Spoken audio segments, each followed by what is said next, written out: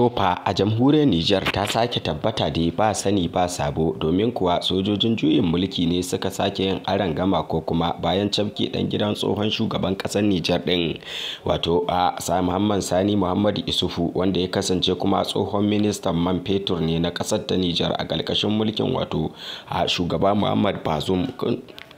Yanzu haka dai za a iya cewa sojojin suna kokarin gurfanar da dan gidan Muhammadu Isuhun a gaban kuliya bayan da ya kama shi din da kuma zargin cin amanar kasa da yin almundahana da wasu manya-manyan kuɗaɗe. Tun dai zuwan gwamnatin ta sojojin Nijar ne za a iya ce aka ga sun ci gaba da kame-kame tun daga ministoci da kuma wato wasu daga cikin 'yan majalisu wanda suka kasance a ƙarƙashin wato gwamnatin PNDS tarayya tun daga lokacin Muhammadu Isuhu ya zuwa lokacin shugaba Muhammadu Bazoum da suka kifar da gwamnatinsa. Mutane da dama dai na ganin tamkar ana nuna kabilanci ne a wannan lamari, sai dai kuma gefe daya sojojin na nuni da cewa suna haka ne domin ceto kasar ta Nijar da ma kwato dukiya da kadarorin da ake tunanin an wawashe su ta hanyar da bai dace ba. Assalamu alaikum wa rahmatullahi wa barakatuh, barkanmu da warhaka, sannunmu da sake saduwa da ku ta cikin wani sabon bidiyo a sharhin labaranmu na jamhuriyar Nijar, inda zamu tattauna ne dangane da batun kama dan gidan shugaban kasar Nijar wato Muhammadu Isuhu wato Muhammadu Isufu, wanda ya kasance kuma ministan mai ne,